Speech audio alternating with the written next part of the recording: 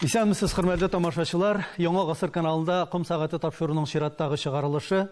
Бүген студиябызның кунагы Татарстанның халык шагыйре, Татарстанның атказанган сәнгать эшлеклесе Габдулла Тукай исемендәге дәүләт премиясе лауреаты Рәдиф Гаташ. Рәдиф әфәнде, исәнмесез? Исәнмесез, Данил әфәнде.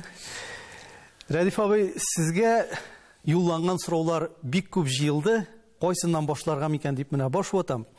Инде 9-нчы дистәсен вакытлый башлаган кеше белән әңгәмәне нәрсәдән башларга икән дип уйладым да, бәлкем без 80 ел элек кирегә кайтып килербез. Башкортстан, Кушнарин районы, Марс авылы. Марс авылында марсианнар түгел, шагыйрьләр туа икән. Чынлап та шулай булып чыга шул инде.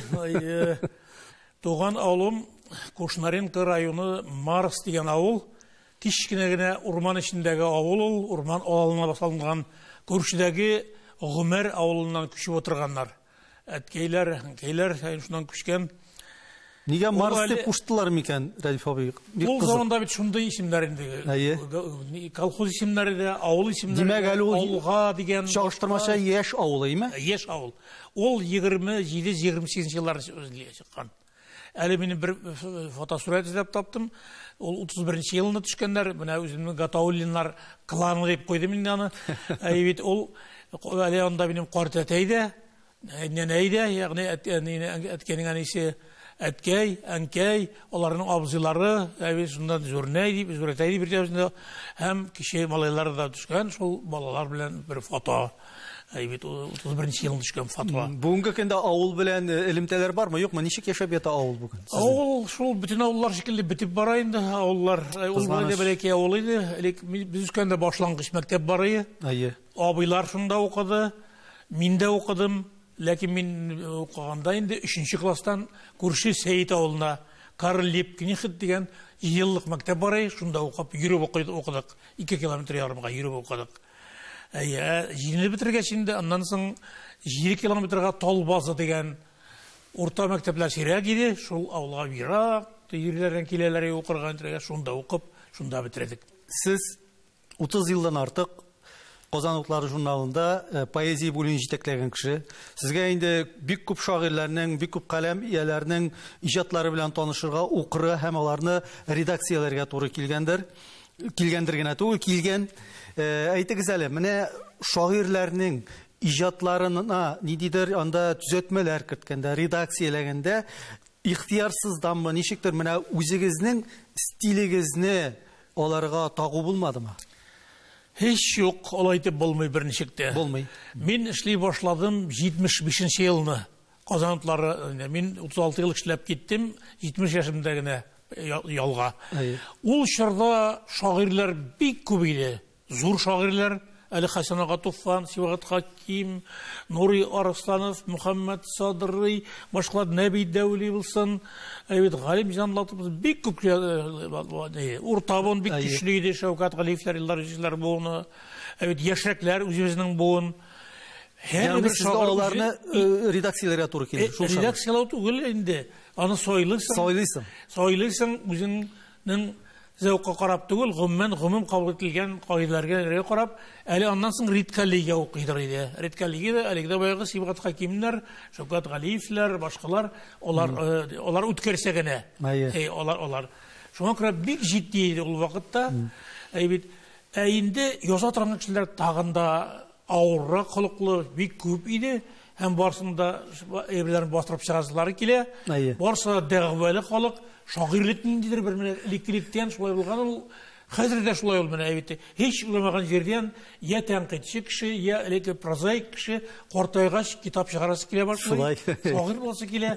Ниндидер бер моның тарту кеше бардыр инде. Ул чорда шигърият инде бигрәк тә Такташлар исемнәре белән, Җәлил исемнәре белән, Хәсән Туфан кайткан вакытта башкалар һәм шул вакытта исән шагыйрьләр Хәсән Туфан булып, Сибгат Хаким, Нури Арсланнар, башкалар, Илдар Юзиев, Шәүкәт Галиевләр, аннан соң безнең буынның Раул Фәйзуллин, Ринат Карислар, Гәрәй Рәхим, башкалар килде, Зөлфәтләр, Разил Вәлиевләр, Мөдәррис Әгъләмнәр башкалар, аларга килеп кушылды, Роберт Миңнуллиннар, Зиннур Мансуровлар, хатын-кызлардан бик күп кызыклы кешеләр килде.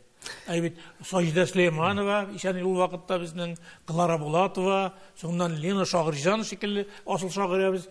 Гомумән менә талантлар һәр вакыт бүген төрле bundan була тигелләр. Сезгә инде татар шигъриятының алтын фонды белән яшәргә, иҗат итәргә туры килгән. Алтын фондын бик күп теге Маяковский әйтә бит, бик күп руд арасыннан, арасыннан бер теген эзләп табарга кирәк диде. Сүзнең теге яхшы металлын, алтын металлын диде. Шуның шикелле, менә шуннан аралап, шулай алтынына калсын дип торырга туры килде. Рәдиф бар шигырьне язучылар, шул ук вакытта бар шигырьне ясаучылар. Менә сезгә шагыйрьләр арасында шигырь ясаучыларны очратырга туры килмәдеме? Бу турыда әйтсәң, сөйләсәң, әлбәттә, кайсылар шагыйрьләргә кагылырга туры килә бит, ул килешми, бу яшьтә хәзер ул нидә. Шигырьне төрле чак була бит ул нидә. Менә традицияләргә тугры калган. Токай традицияләре, Такташ, Туфан, башка сыйфатка ким. Әйбит, аны инде магистраль юлы шигъриятның дип аталадылар инде. Ул шигырьләр әйбит халыкчанлыгы белән дә, халыкка менә телгә игътибарлыгы белән дә аерылып торалар бит инде. Һәм бер вакытта шигырьне bir kadar mağıp, bir zaman ilikli şiir gelip girdi. Şamil Anak gelip girdi, alıp geldiğinde anı Raul Feyzulli'nin bombası oldu, şartları bir zaman. Rinat Haris'nin başkalar, kabul etmişler de buldu, kabul etmişler de. Lakin barabar sonundan sınalgan, 1000 yıllık edebiyat tarihini öğrengen, onun asıl isimlerini bilgen, tradisiyalarını bilgen, türlü janrlarını, sınalgan janrlarını etirek gerek stillerini, tilini, tuğan tilini yok etken şiiriyat var bir şey çığa. Buna bir dertmet nerse di? Havada çıkan kuşның barı da şınkar tugul. Mügüzü var, koyunun barı da kuşkar tugul di. Şiirini kimler yazmaz? Yazar birük. Şu kaklıgan aksak işek tulpar tugul diyen. Şunun şekilde ol şırda da, dertmetler şırında da ayırganlar. Ayırganlar. Dertmetni iske aldığız, dertmet benim o bizden iğaneşi, o priskalar tutkan, şulu vakitte şiirlerde yazgan. Aytik güzel, mine şairinin onun maddi hali, yaşav revuşu, turmuş itu prinsipleri, onun icatına neydi de bulsa yığıntı yası mı yok mu? İcatına belki ruhi beysizlik yağından yasagandır. Lakin şu kadar moңлы derdmen teneksimini kanağılmağa met, sağışlı, moңлы kişi, kaygılı diyen anlata. Ул халық әме белән, менә гасырлар буе килгән халкыбызның язмышы бите барау белән язган бит. Юкса миллионер кеше, күпме газета журналлар чыгарган, йортлар, мәдрәсәләр төзеткән, иганәче булган, искиткеч бай кеше нәрсә язган? Исәҗилләр, ушакымнар бите ис Дарих мәгъзун көңіл, біз де бітәбіз дей. Ол менә шушы бітуіне, бүгінгі күнге бізге құтылсыз келіп басқан, халықның бітуі, тілінің бітуі, милләтнің менә шулай үзін-үзі бітірерге yüz тұтуын шамалаған алдан бір 100 ел әлегінінде. Менә құм сағаты дегеніңізде сіздің, менә шул күшә құмнар күшә. Uşa деген сөзді барларын, көшіп кетіп бағынасында енді. Әм міне бізде башқа кішілер енді. Бізден соң нәрселер бұлар, дүниялар деген шекілі. Бізде дәртмендер шекілі. Хасан Туфан айта беттігі. Мен бұл асырның ар яғында бізні оқушылар, ұшырарлар мекен. Мен тын ғына сұраулар берем деп жазған еді 70-80 жылларда. Әм міне яңа ғасырда біз, Хасан ағалар жоқ енді, оқушылар келмей. Biz әлі шиғриятқа ейләніп айтырбыз. Ғадәттә ир-затлары күзге қаршында бик басып тұрмый. Алар хатын-қыз кебек, әмма ләкин күнгә бер мәртәбә булса да кырынып юңганда ир-заты күзгегә күз салып ала. Әйтегез әле, сез күзгедәге Рәдиф Гаташтан канәгатьме? Канәгать булмаса, мин аны төзәтергә тырышам, чәчне тарап, башка итеп дигән шикелле, киемнәрне башка дигән шикелле. Күзгедәгесен белмим мин, ул турында уйлаганым юк иде. Ләкин Хаким ага Сәлимҗановның Такташ турында исәлекләре бар, әйбит. Аны ак егет нидән радиодан яңгыраткан иде. Ләкин исәлекләр китабына бер кадәр кисеп, купюралар сап керткәннәр. Такташ беренче тоташкан вакытта Тоқташ күзге янда басып тұрады, негедір аузына соққалап тұрады инейінде. Не олай айтасың хали дегеш? Мына ауызdur, зур ауыз. Неше керек шуны моторларға зур ауызды айтады инейінде. Моторға қыласылғанырында. Тоқташ ис-кеш-кеш сүйкімлі, мотор тігі, зәңгәр күзлі, илахи қейфәтлі шағыр болған. Шуның шекілі әмин, күзгіден не ізлемем, өзімнің аузының тігі шалышымызда күзгіден өпкілемін шекілі. Мене телевидениедан соң тапшыларда қарағанда өзімнің қияфәтім, ондағы жоғалышым негедір ұшап бітмей. Е ол қорт көріне, е башқа түрлі деген шекілі. Байрам бет өзен ғыммен бек қойғылы, бұршылы, мұңсу шындай, ұрыс еткенде скорбный қияфәтті көреге яратқан, һәм скрипторларының елерінен әйбет шындай ясаған вақытта бек қойғылы шындай қияфәтке баттырған. Ғади ректің ішірақ отырғызылап сұрайлар екен. Әмінім, күнделік нейім шындай бей. Қалатым. Шоңа крауға қарамыш яғына, андағы норвежский шведмі скульпторы Тарвальдсен, оның отақлы скульпторы портретін ясый. Әйтіңіз әлі, сіз не бүгін ең қорқытқан, ең бұршыған әйбір нәрсе? Мені ең қорқытқан, ең бұршыған нәрсе әлі дәртмен еткен әне шыл біте із, біз де біте біз деген шекелі. Отолғысыз біті ұяны бейді. Міне Ғаяз Исхақиның 200 жылдан соң инқираз дегенні біз оқығанда әлі ол қадар ойламайдырық, біз инмейдірік. Чөнки біздің өзгерішлер шығып келді. Біз оның алдағы 10-20 ел ішінде бик зор үмітлер білән бәлки алдану болғандар, башқадыр дегендей. Біз онда әлі нәрсеге дейіндер бір тыңшылыққа берілдік. Қояндар бізге жеңіллік. Рәшті Ахмаджанов шағыр айта, нендейдір жеңіллік дей. Демек, біз қойдалар жеңілдік дей. Мына онда жеңілік тойған вақытта жеңілік болуы да бек ихтимал екен. Мына ябырылып, біту процесі келеді. Процесі тел бітуі, мәктеплер бітуі, башқалар. Мына шуннан да ұршылмаса шағырын дейін ұрған екен. Ол тегі вақытта Туқай әйткен, бобайларының мәдреселерін, башқа мәдреселерге хүжімлер барған вақытта, ол бет 10-шы жылларда шундай бір хүжім болып болады. Милли мәктеплерге, милли мәғарифке, үстімні дәгі бүтін яңа киімдерін шешіп ташлап, yolunu yaktırıp uğramğa çıkıp yügüresim keldi dey. İşmi işandırға үш етіп dey. Çünkü әйбет міне татарны бітірге тырышалар. Шундай бүтін емлер деп қойғырып, бұршылып yazған хатлары бар менің Туқайның. Бүгін күнде қойсаң да сөйлесең де шуңа барып түртіле сөзлер. Яшисе келе, халық бет яратылған 1000 yıllık тарихы бар. 1000 түгіл Қытай тарихларында olған вақытта онда ең қабатланған сөз татар тарихы. Тата, дада, әйбет. Оларның қабилелері. Әлі біз білгеннен де көбірек, бұрынғырақ ішкәрек кірген тарих ята. Hem dostum Hatip Minigulov Қытайда болып қайтты, айтмасының юбилейында ол Түркі татар арасында Айтматов ең зор әдеплердің бірі сөйлей екен, дегенде Қытай ғалымы айтқан, барысында матур сөйледі яқшы, ләкин біз татар түркі деп сөйлешеміз. Çünkü татар бұрынғырақ түркіден. Çünkü түркі дәулетлер 6-шы ғасырда айтық, 5-шы, 6-шы, 7-шы ғасырларда, 9-шы ғасырларда яшағанды екі дәулет, түркі дәулеті, татар 1000-2000 ел ілік болған деп. Қытайлар өздері едеп тұралар дейді. Біз әзірақ қорқып, қошып, шоң қақиқаттарына қошарға тіләміз. Тыйнақлықты көлме. Біздің конституция теге 44-ші еліні біздің идеяларға, қошқыларға, біздің тарихтыға қаршы ненің КПС-ның есептейтінді. Шундан берлі бізде қорқу, біз бұлғар білі шеклендік. Қорқу хисі шеклей. Қорқу хисі. Ғалимлеріне де, язушыларына да, башқаларына да, идегейіне де біт қатты тыйып тұрдылар. Неше елілар бейді. Шағирлер турында бик ешқына олар бұ дүния кішісі түгіл деген мәне шондай бір әйтім ғибәрә бар. Сіз мұның білән келішесіз ме һәм өзегізіне қайсы дүния кішісі деп санайсыз? Шыннап та, шын шағир, İhlas şair, his şairi şudurak buladыр ol. Әлбәттә ақыл шағирлары да бар.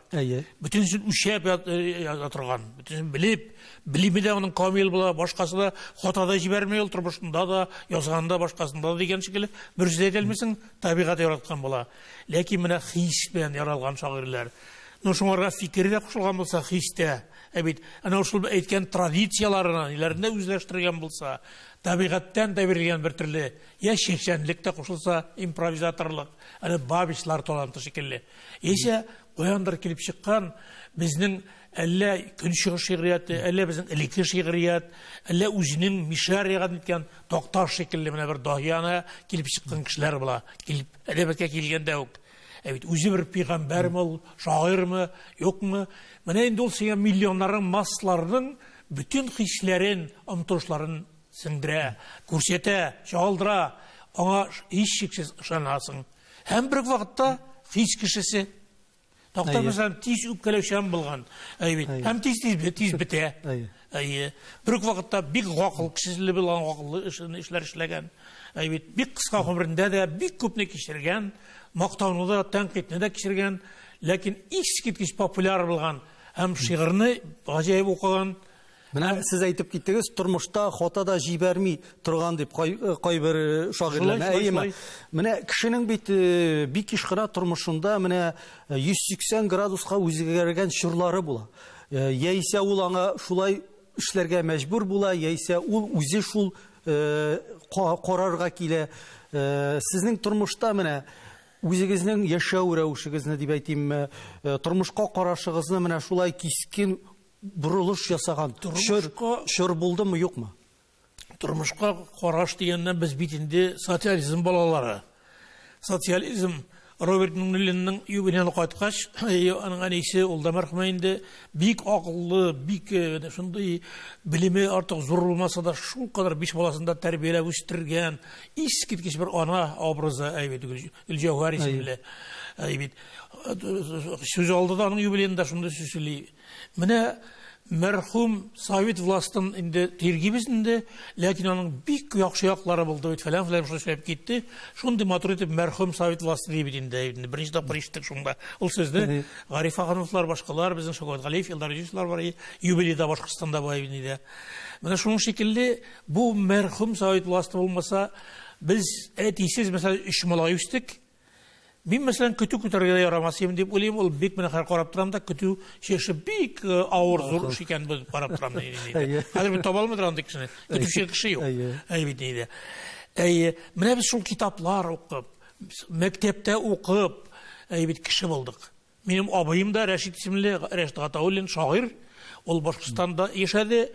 Мәктәп директоры булып эшләде, Кызылтаңда эшләде 15 ел буе, әдәбият бүлегендә анда сотрудник булып, анда шигырьләре басылды, Казан тармагында Татарстанда басылды, китап чыгармыйча үлеп китте 62 яшьтә.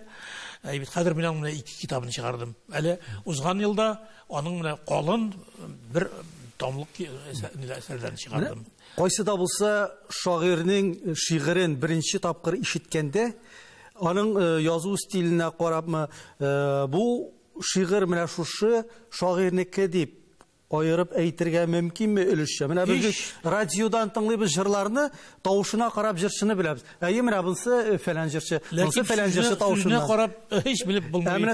Җыр буенча. Чөнки җыр бик алдаугы шәй бер. Менә шагыйрьләрне мин мәсәлән беренче мәртәбә яшьләрдән Луиза Янсуар şiirlerin alıp bir defter okuyup çıktım da şok kattım birinci yollardan okuduğumda min gökten mi düşken ferişteler mangayımdan öpkendi başlayıp gider şunun dışarılar nindidir global masштабlar bilen kosmik ışıklar işitip şulay yok taşlarlar şekilli ferişteler bilen de işitte Huday bilen de başka bilen dünya yaratılışı bilen de acayip tesir kaldırgan birinci tanışkanda yok. Şunday hali yaşlardan Liliya Gıybadullah degan yaş şair elbette buldu. O'zi shunday deb şiirlerini okudu ki biz yaşaydık falan talamda kite o'zine 16'na yaşayıp endi.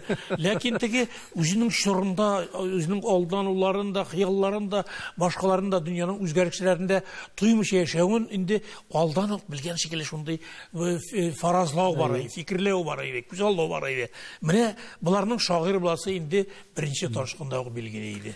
Sizning ijod bo'yicha şoqti g'ana fanniy xizmatlarda yozilgan, men bilan kurs ishlari, studentlar ishlaylar, diplom ishlarini ishlaylar, mana shunday bir xizmatlarning da endi aktualligini yozalar bit. Endi bu xizmatning aktualligi narsada deganda sizning ijod bo'yicha yozilgan. Bugungi kunda kishilarning muhabbatga qarata qarashi tupaslana bora. Siz ne aytirsiz? Shundan da muhabbatga qarash bugun o'zgardimi? Qaysi yoqdan tupaslandı ol? топасланау нинди булса бер катламда даирәдә булырга мөмкиндер инде ул. Гомум кешелек, кешеләрнең, әйтик, менә язучыларның арасында булсын, башка бирек тә аксакалларның булсын, ул мөхәббәткә беренче топаслана алмый инде ул. Хатын кызга караш, гомумән ул интеллигенцияны бизи торган әйбер. Бит күп халыкларның менә интеллигент сыйфатларын хатын кызны улылауында күргәннәр. Бер вакытта хатын кызны яратмаган шаунилар барган, мәсәлән, Норвег әдәбияты Генрик Ибсен мәсәлән хатын кызны яратмаган дип диделәр әйбинендә. Ә үзе искиткеч образлар тудыра. Кукольный домда Нора, башкалар ниләр дигән шикелле. Тагын шундырак ниләр була, әйбит Стринберг, Август Стринберг, швед язучысы, әйбит. Шуңа күрә безнең әдәбият, безнең татар әдәбияты ул хатын кызның искиткеч матур образларын бирү белән аерылып тора.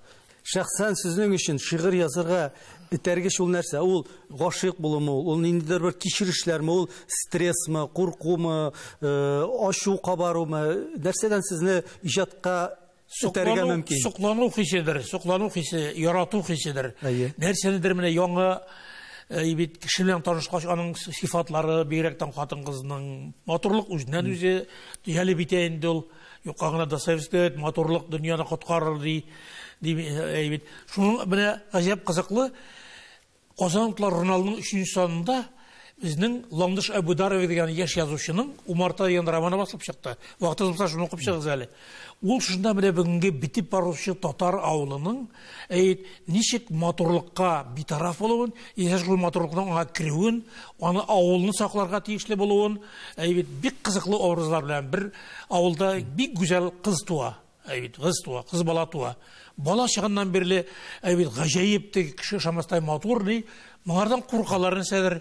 Менә шундый белән бер дәрәҗәдә вакыйгалар, вакытлар алмашына кешеләрдән дә бу кыз үсә барган итә бара, кешеләр үзгәрә, ләкин барабар ахырдан менә матурлыкка омтылып, аның менә сакларга тиешлеген, авылның бетмәскә тиешлеген бик кызыклы образлар белән, мифлар белән, легендалар белән, хәтта бер шигъри романтизм дип әйтикме, яисә магик реализм дип әйтикме, ул бигрәк Латин Америкасы әдәбиятына шулай. Маркесның әсәрләре 100 ел ялгызлык дигән әсәрдә әйтеп шундый да. Анда да шундый матур булган хатын кыз образы бар, һәм ул шуннан күзгә күрен дигән үзеннән үзе күккә аша, юкка чыга. Шуның шикелле. Ә бу безнең татар кызы образы бик кызыклы. Мин яңа буяулар, яңа әсәрләр тапкан дип уйлыйм, яшь язучыны менә шундый әсәрләр булуы бик кызыклы. Сез бер буын шагыйрь, төрле буын шагыйрьләрен атап киттегез. Хәзер менә мин бер буын шагыйрьләрен атыйм әле сезгә.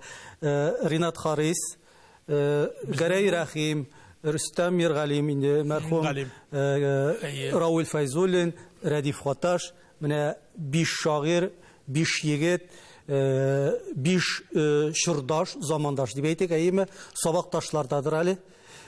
Бу сезнең менә бу дуслык дип әйтик. Ул гомерлеккә дәвам иттеме? Моны инде әдәбиятны тикшерүчеләр, башкалар читтән күзәтүчеләр әйтерләр. Теге дуслыгыбыз битте фәлән дип әйтүләр ниләр кызыклы булмас. Бик үзенчәлекле, бик матур әдәбияткә менә шул 5 кеше килгәне бик кызыклы булды. Шуңа күрә әйтә алмыйм мин, ләкин Гамил Авзалның шундый бер сүзе бар. Шагыйрь белән шагыйрь дус була алмый. Була калса, бары түрә белән куштан гына, ул да чыннан түгел, тыштан гына дигән сүзе бар Гамил Авзал. Үткенче битендә инде. Аннан соң Раулның үзенең дә шундый шигары бар. Арысланнар йөрми көтү белән, йолдызлар да бергә булып күренә генә дигән. Мин үземнең ялгыз булганмы Тукай? Юк, әлбәттә. Казанга таянган, Сәгыйткә, Фатихка Сәгыйткә дип, Гаязга дәшкән, кайтчы дип сыйган бит.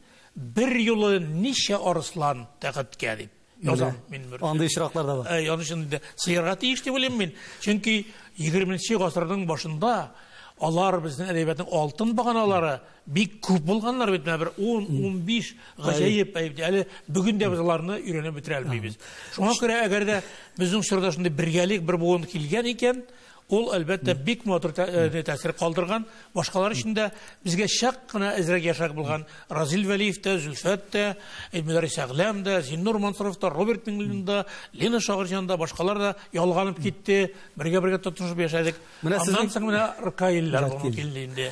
Алар инде 20 елга яшьрәк бездән әйбәт. Шүрдашыгыз, менә мин атап үткән исемлектән Гәрәй Рәхимнең шундый бер әйткән фикере истә калды шу тапшыруда. Без Совет властында Сталинны да мактап язмадык дип әйтә ул.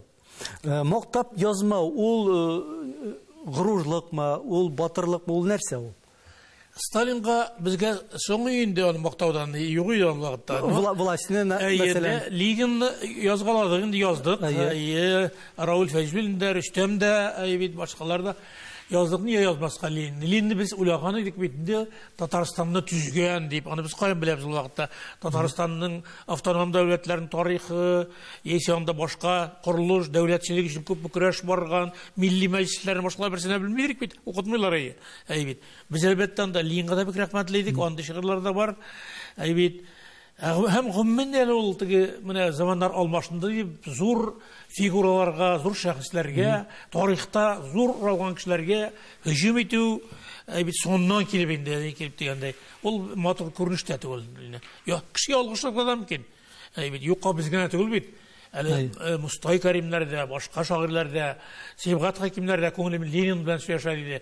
Хәсән Атуфан шул чорның 20 ел буе сөргүннәрендә, төрмәләрендә кайткан кеше дә бит шулай Ленинга табынып язды. Ленин дөреслекне әйтүче. Менә үзең яшәгән системаны мактап язмау ул система начар дигән сүзне аңлатамы, юкмы? Системаны ул турдан тур менә хәзер бүгенге көндә кемдер мактап язсаң, әйтик инде без әйтик Рөстәм Нургалиевкәме, Электрак Шәймиевкәме, башкамы язсак, белмим ул турдан тур бик килешеп тә үтмәсе. Ләкин нинди булса проблемаларны, илнең яшәеше, халыкның киләчәген башкаларын бит күз аллаганда, уйланганда, бәхәсләшкәндә без аларга таянабыз, әлбәттә. Шуңа күрә үзебезнең ил башы белән бергә яшәргә тиешбез без берничектә. Аңа конфронтациядә булып, иҗат тудырып булмый бер караганда. Барлык андый кешеләр дә булырга мөмкин. Ләкин бүген бит без үзебезнеке дип уйлыйбыз. Безнең соңгы мөмкинлек дип уйлыйбыз. Рәдиф абый, менә минем иҗат кешеләре, редакторлар белән сөйләшкәндә кайберләрнең авызыннан шундый фикер ишеткәнем бар. Рәдиф Каташның иҗаты аның яшьлек чорында күпкә уңышлырак иде дигән. Сез моның белән килешәсезме, юкмы? Һич килешмим. Ни өчен? Чөнки минем ул яшьлектәге шигырьләр бик гади иде. Бер каптырма алып әйтергә мөмкин. Башка иде. Бит кыска шигырьләр, башкалар дигән шикелле. Аннан соң әлбәттә үзгәрүләр булды. Ирекле шигырь белән бик озын шигырьләр язуда башкалар дигән шикелле. Бутал шигырьләр дә булды. Ниләрдә мин үземдә гаибләрне таныйм мин. Намин соңгы елларда борынгы әдәбиятның, шәрык әдәбиятның, безнең борынгы Төркиядә булган бөек шагыйрьләрнең газәлләрен, рубагыйларын, башка шундый жанрдагы әйберләрне кайтара алдым дип уйлыйм үземне. Шулай дип тәнкыйтә яза, үземә әйтмим. Миңа алар бик кадерлеләр, ул ниләр белән. Аңа бәлки аны аңларга күтәрелергә кирәктер әдәбиятны, ныграк аңларга, жанрлардан, иләрдән, формаларын иләрне. Ләкин бу формаларда Тукайда булган, газәл Дәрдемәндә булган, Бабичта булган, башкаларда шулай булган. Мин инде Шәмсетдин Зәки Акмуллаларны әйтеп тормыйм. Ул ахырында йорты булгар булса улсын, йортны булгар булмасын ди. Акмулла исемен шәрехләп. Менә шуның шикелле элекләр белән әйткәндә безнең яңа шигырь дип 17 елдан, 20 елдан Токташлардан соң яңа шигырь тудыру тенденциясы, гышанлык китте бит. Һәм бер төрле форма, халык җырларыннан килгән халыкчан формалар китте. Ләкин әнә шул борынгылардан элекләреннән ваз кичилеп торылды. Ләкин ул тәрҗемәләрдә Әхмәт Исхаклар, Әхмәт Фәйзиләр, бит Шамыковлар, башкалар борынгыларны тәрҗемә иттеләр, хафизларны, Низамиларны, Нәваиларны, башкаларны. Алар безгә яңадан кайтты. Һәм Аллаһка шөкер, бу формалар безнең бүгендә газәлләр язучылар да бар. Рубагыйларны язучылар бик күп, һәм бик кызгы. Менә Туфан безнең Абдулла Сибивәр язды инде. Миңнуллин атаклы драматург булса да, прозаик болса да, публицист, эссеист болса да, шигырны якын итәдер. Шагыйрьләрне бик яраталар. Менә ул Рубагыйлар диваны бастырды. Ул бик кызыкларның алымнары, ул bir караган чакта гомумән классик Рубагыйга пародия шикелле. Бүгенге күренешләрдән үзеннән көлә, үзенең яшь белән кичерешләреннән мөхәббәт ярыймы аңа, юкмы, юмор белән сөйләгән сатирада бар. Ул кызыклы. Башкаларныкы мөхәббәттән үртелгән Рубагыйлар бар булырга мөмкин. Фәлсәфи, башкалар бик кирәкле жанр булып чыкты һәм шактый күп язалар. Прозада хикәя, роман, повестьлар языр алдыннан язучыга күп бер дәрәҗәдә аңа әзерлек кирәк. Шулай бит. Ул архивларда да утырырга мөмкин, китапханәләрдә дә өстәмә материаллар туплап, герой образларын эзләргә. Менә шигърияттә без андый әзерлек кирәк дип әйтә алабызмы, юкмы? Кирәктер ул, кирәктер. Язылмый торганда менә тәрҗемә иткәннәр, Пастернаклар, башкалар инде. Безнең шагыйрьләр дә шулай бит. Аннан бик озак язмый торганда Пастернак әйтә, менә мин кичәдә 2 шигырь яздым, һәр сизәм ди, я сейчас распишусь ди, язып китәрмен дидем ди. Ишнә та шундый бер күзгә, иҗатның күзгә иҗаты барлыкка килә шундый. Бит яза, күп яза. Yani 50 bilen 60 arasında bir kübüt yazdı. Менә шундый чор булырга мөмкин. Кеше изләнеп тә торган мөмкин, рухида үзгәрешләр торган мөмкин, трагедия, фаҗига кичерергә мөмкин, башкаларда булырга мөмкин. Әйтегез әле. Әлбәттә, ниндидер махсус рәвештә нәрсәләр сүзлек актарып, антологиялар актарып, башкаларча укырга, белмим, баладыр ул аны нәрсәдер. Кеше бит һәр вакыт изләнә, уйлана. Evet, şagir kişi ol bir bunda tikkene turmuyor. Öyle bir auditoriyaga bara ol. Onun için kabul ettiler onu. Sorular verirler, başkalar. Mene auditoriya degenden aytыңыз Радиф Efendi, sizning şigriyatni kimler ko'proq o'qiymi ekan? Barmı şunday birer türlü statistika, ülkenlermi, yaşlarmi, iratlarmi, xotin-qizlarmi, siz kimga ko'proq yoqinroq? Ko'z oldimda sening surating jonlana. Ni yazasın, şiir mi yazasın sen anda? Uqiyq da yar, uqiyq, yazık da yar, uqiyq bir-birimizge.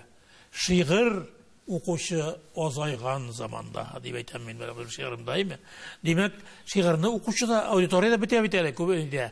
Şiirden kızıksızın tügül, ana şul internet başkalar elle kadar alıp kirip gitti. Bizning zamanda, biz yaş vakitta, şiirini biz bütün yerde To'qay kılığı görülüydü. Onda Qartada yaşında şiir tınlay, şiir kişileri. Studentlar üniversitede şulay, bir üniversitede şulay. Gimnaziyalar aziyibin vaqtdan ileri, mektepler, başkalar avuluna etkende koydu. Onысы кеше җыелып киләдер шигырь тыңлыйдыр. Менә бер кызыклы яхшыма туры вакытлар әйбите. Без гаҗәпләнәдерик. Америкада шагыйрьләр үз хисабыннан 100-300 игезләр китап чыгара икән белән. Безнеке 5000-6000 иде. Минем гүлләр сусрый 5000 тираж белән ул беренче вакытта битте койды. 4-3 язып чыгардылар. Менә шигырьгә игътибар булган. Шулай да Радиф абый, менә соңгы вакытларда дип әйтик, әйеме? Шулык радио, телевидениеда, шулык нәфис сүз жанрында сәхнәдә ничектер поэзияга, нәфис сүзгә, шигырьгә игътибар, ихтияҗ орта бара кебек. Ягъни ниндидер артистлар да үзләренең программаларында шигырьләр белән мавыга башладылар, әйеме? Хәтта чиста шигъри кичәләрдә үткәрәләр. Бәлки халык бәлки җылы сүзгә сусагандыр инде. Бәлки мин әле бу әйткәнемдә аудиторияда телевидениене, радионы әйтмәдем. Аның гомергә бик зур роле булды. Айрат Арсланнар укып шигырьләрне. Айрат укыган шигырь инде ул яңгырыйдыр инде. Аны бүтән кеше кызына башлыйдыр. Американга гаенеки шигырьгә гашык кеше, шагыйрьләр белән дусты, якын дусты. Айрат укыгач шабинде ул. Айрат яхшы яңгырыйды дип торган. Аннан соң да әйбет Илдус Ахматҗан укыйм ул, башкалармы сезнең үзегезне дикторлар бегәбәт укыды бит инде. Гомергә телевидение, радиодан дигәндәй. Гомумән шигырьне уку ансыз тукталып тормады. тукталып тормады. Безнең лекциялар укучыларда, профессорларда, башкаларда безнең заманда мәсәлән Хатип Усман Токташ шигъриятын шундый гашыйкларча аһаң белән, Шиллерлар белән, Хайнелар белән чагыштырып укыйдыр. Һәм бер вакытта үзебезнең Алтын Урда чоры Сейф Сарайлар белән башкалар белән. Хәзер Хатип Минигулов профессор шулай укый, шулай җиткерә. Шундый кешеләр дә кирәк укучыларда. Үзе гашыйк булсын. Һәм шигъриятны да. Бүгенге көндә укучылар Аллаһка шөкер бар әле, җиткерәләр, укыйлар дигән шикелле шигырьне. Ләкин biz үзебездә бераз хәзер әзрәк йөрибез. Чөнки элекке шикелле авылларга йөрүләр азайды. Онда да юбилей кичәсен уздырган вакытта бит аның үзенең бер тәртипләре бар. Шулай. Сезнең хатирәләрдән, истәлекләрдән бер фраза. Мин дөньяга үземнең хисләрем, мәхәббәтем аша карыйм. Менә сез шулай дип әйтәсез дә бит дөнья тагы ул чынбарлык. Ул бит чынбарлык кай вакытта бик кырыста, бик авырлык белән дә килергә мөмкин. Менә булай яшәү ничек? Матурлык аша гына карау ул матурлыкны гына күрәм дигән сүзме? Кем белә бит бу дөнья бәлки бер кадәр уйнауда кирәктер дөньяда үзеңне шулай алып шушы кырыс авыр дөньяны алып чыгар өчен. Бик күпне белмәскә, күрмәскә, артык күп аңласаң бит ул бик күңелле түгел. Ягъни күп белсәң тиз картаерсың әйтәр. Бүгенге көндә барсын күрсәң бүтән чынлыкларында аңласаң, белсәң әйтик хатын-кызны аңласаң, нинди кызык калаң. Һәм гомумән дә бик кызыклы электе тарихтан да килгән. Мәсәлән, Мәхмүд Газнауи дигән бит инде безнең төрки зур султан булган. Бер заман бу ауда йөргән вакытта яраннарыннан аерылып ничектер кала да бер үзе килеп сабыр яланга тегендә бер карт бар икән дигәндә. Шул карт белән сөйләшә. Кара ди, бу ил турында, шәһәр турында сөйләсәң. Бик начар халык яшәгәндә бик ни фәлән диде. Ничек султан турында сөйләсәң? Теге әйтә, моның шикелле султан булган югы, тәмам тамырны корытты халыкны фәлән дип, шундый сүзләр сөйләгән диде. Дитегәйтә, нигә хәзер иптәшләргә килеп җитәләр инде моның ниләр яраннарда. Син беләсеңме, мин кем ди, нигә султанга да. Юк, нигә бүтән кешене кая таным дитегәйтә, карт әйтә. Менә мин шул султан инде ди. Дитегәйтә, син минем кем икәнне беләсеңме дип сорайды карт әйтә. Юк инде ди, гавамнан, гади халыктан качан кешен белеп бетергән иде султанга инде. Белмәсәң бул, мин фәлән, улы фәлән җүләр булам ди. Көненә 3 мәртәбә тилереп, юләрләнеп, әллә ни сүзләр сөйлим ди, йөрим ди. Бер караганда хикмәтле притча бу ди, шикелле үзе югалмаган, итмәгән. Шулай халыкның хикмәте булган. Шуның шикелле дөньяда да бүтән әйберне белеп, әйтсәң, бик күп хәсрәтләргә тарган мөмкин. Әз генә уйнарга да кирәктер. Һәм бәлки акылган бишә хис аша, йөрәк аша кичергән вакытта шулай җиңелрәктер дә. Хәзер вазифалар, дәрәҗәләр, чоры инде шулар мактала инде шундый кешеләр диде.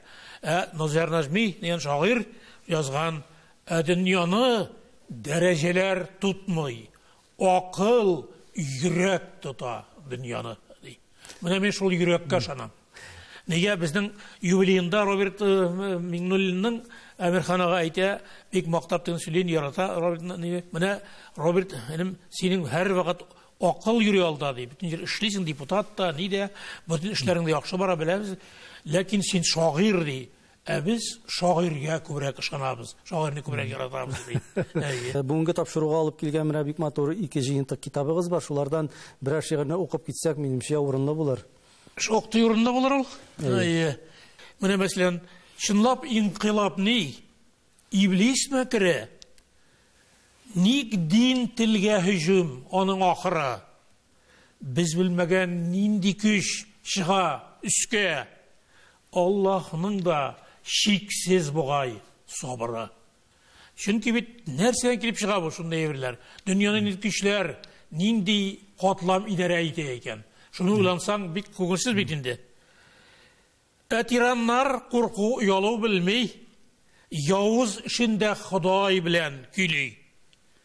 Бәгъзи затлар да шулай. Милләт сота, мөнбәрдә Тукай исеменнән сөйли. Инде Тукай турында сүз чыккан икән, Радиф абый, сез озак еллар дәвамында Габдулла Тукай туган көндә шигърият бәйрәмен алып бардыгыз, шулай бит? Шундый хәлләр булды. Сезгә бу вазифаны сезгә ышанып тапшыралар иде, сез аны бик матур итеп алып чыктыгыз. Менә бу шигърият бәйрәмнәрен әйтегез әле. Бүгенге көндә менә бу шигърият бәйрәменең форматы сезне канәгатьләндерәме? Бәлки яңа киләчәктән инде дә булса үзгәрешләр кертү таләп ителмиме? Ни өчен бүгенге көндә менә бу шигърият бәйрәменә безнең килүчеләр саны артуга таба бармый?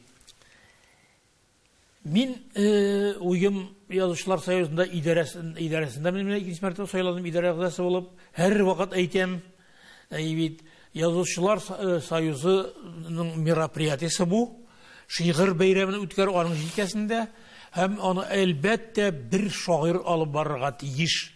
Элек аны Нури Арслан алып барды, аны алып барды Ринат Харис, Фәйзуллин алып барды шикелле, Зиннур Мансуров алып барды аны, мин алып бардым.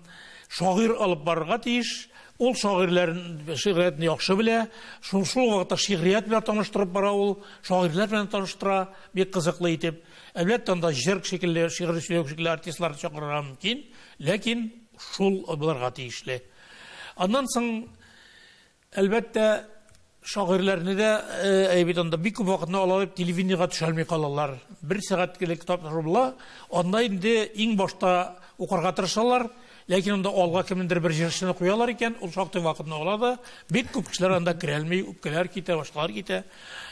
Шигъриятта Тукай көне булган икән, Тукай бәйрәме булган икән. Ул инде өлкәннәшлән башлап иң яшь шагыйрьләргә кадәр күрсәтергә кирәк аларны дип саныйм мин.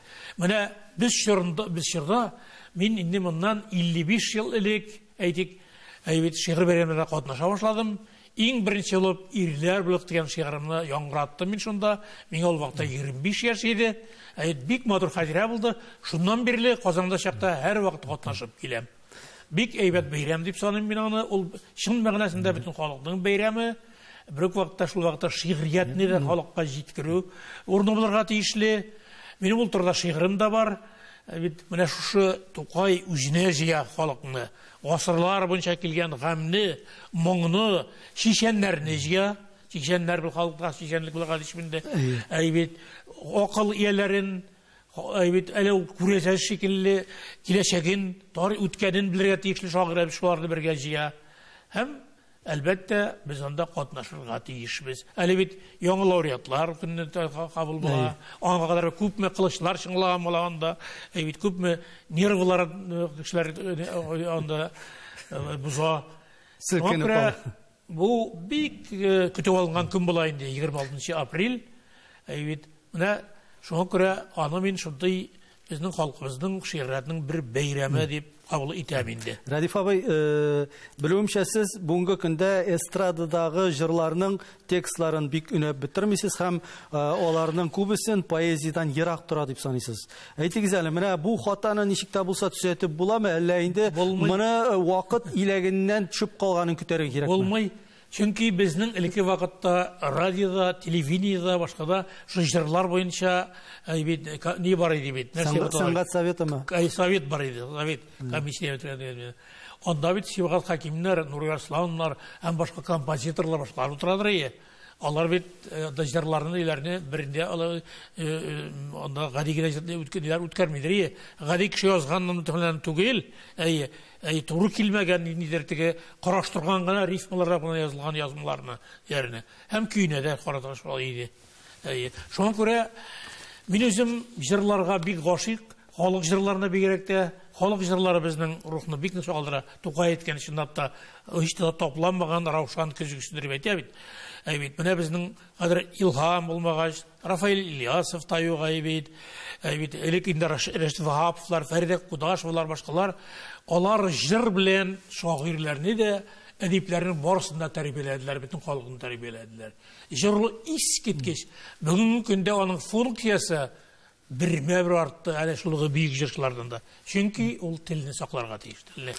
Менә бүгенге тел белән карасаң, ул көтүк тел белән әйбит. Шул кадәр пишмәгән сүзләр белән җырлар, аның көйләренә кирип тормыйм, аларны аңламыйм. Җырчыларында үзенең башкарылышлары төрлечә була. Ләкин бит элекләрнең Biz илһамның ул һәрбер җырыннан бер мәктәп аладырык. Ул үзе бит әле ул Себер җырымы, Астраханнан алып кайта бул, Нижгар мишәрләреннәнме, башкамы, бүгенге көндә Мирсәет Соңгатуллинның репортажы шулашап җырларны иске 200 халык җырны бар. Ул иске байлыгы. Бәлки Мирадиф абый һәр заманның үз җыры, һәр заманның үз җырчысы дип әйтәләр. Бәлки ауру ансаның бер төрле издеришкәләренчә башлар анда була ул табигый ул бит. Бит бартлар да килеп чыга, роклар да килеп чыга, башкалар дигән алар була әзрәк түзерсең әзгенә дигән шикел. Бу гомум масса нина өрелде бит культурасына дигән шикелләр бу масса культурага. Бу менә бик куркыныч әйбер. Сез бер интервью кыйммәтен югалта, кыйммәтен.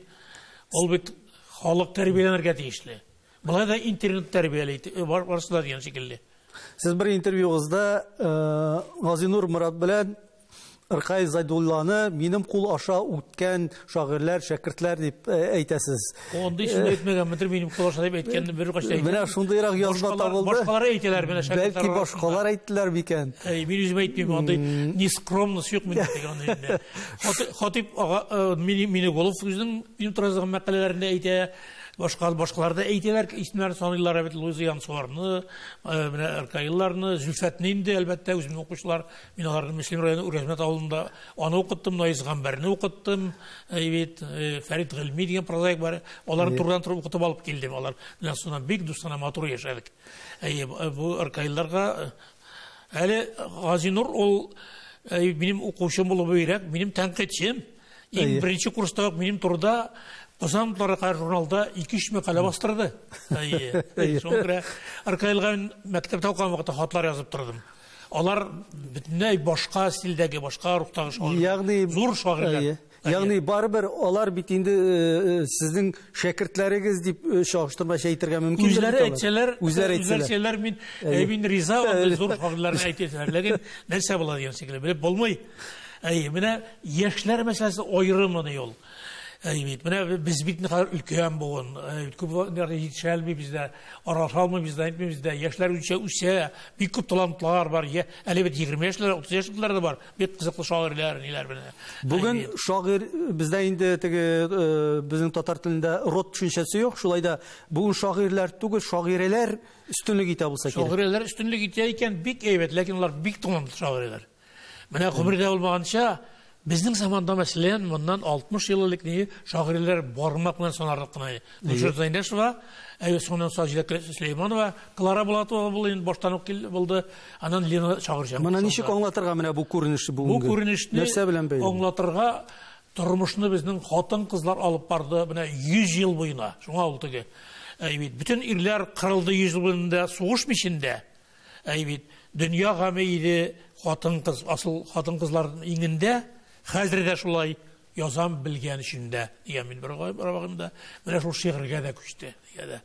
Чөнки ир ат сынатты, хәзер сынатты һәм бер вакытта җиңел акча эшләгән карый, җиңел өнер, башкалар шигърият, әдәбият акча китерми.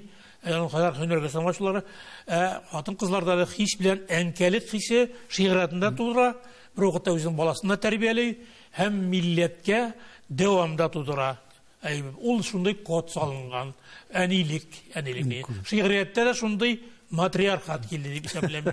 Яхшы мәгънәсендә. Һәм талантлы шагыйрьләр күп. Менә аны белеп күрергә кирәк. Ләкин бер вакытта буыннар дәвамы бар. Өлкәннәр дип хәзер безнең дә укымаска мөмкин яшьләр, башкалар да, яшьләр дә 20 яшьлекләр, 30 яшьлекләр. Менә Иделнең 3нче санында бер яшь шагыйрьнең шигырьләр чыккан. Әле мәктәптә укылса кирәк ул. Гөлназ Әхмәдиева дигән шулай дип бетерә шигырен диде. Язгы тамчылар минем нәфрәт катыш сөю сүрәләре. Инде безгә тәнкыйть бирерсезме? Мөхәббәтнең түрәләре дип әйтә. Менә без шул түрәләр түгел микән дип башладым үземне. Һәм менә шуңа күрә 80дә Гаташ сүзем дигән шигыремне яздым. Хатип дустай хуш күңелләр һәм башка уйлы бәгъзеләр сирәк күренәсең басмада, утың сүрелмиме диләр.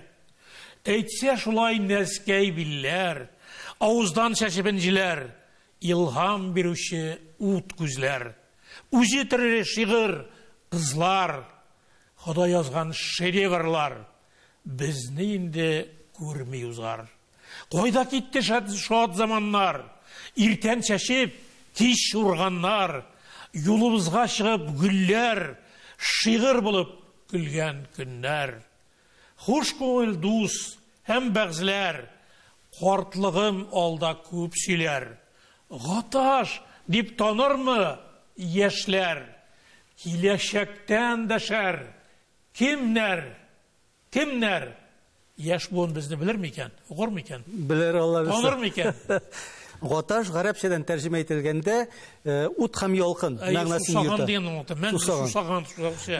Сіз бүгінде ут һәм ялқын яшиме? Минем менә 5-нче елында чыккан галим бер китабы, Рухиятта чыккан, Рухият нәшриятында мәңгелек сусау дип аталадыр. Ул шул газәлләр чырайды, шул ук елда газәлләр китабы чыкты. Менә шушы 2 китап өчен бергәннәр инде Тукай премиясы миңа бик бәхетле китап булды. Димәк, сусауым юкка булмаган, бу әзрәк суынсын дип, су сиптеләр әзрәк премия биреп. Әле сусау яшыйдыр бит Радиф. Сусау яшый. Амин, шулай булсын, киләчәктә дә сезгә матур итеп, дәртле итеп, моңлы итеп, көйле итеп иҗат итәргә язсын. Сезгә әле мин янып, сезгә зур сәламәтлек, исәнлек, саулык телибез. Безнең биргән вакытыбыз ахырына якынлашты. Киләчәктә дә очрашып, исәнләшеп йөргә язсын. Моны 1-2 сәгать дәвам итеп сайлап калырга кирәк. Чөнки мин кызыкмана барадыр. Сезләр көйде. Рәхмәт. Бик матур әңгәмә булды дип исәплим мин. Халык ничек кабул итәр тамашачы? Рәхмәт. Рәхмәт сезгә.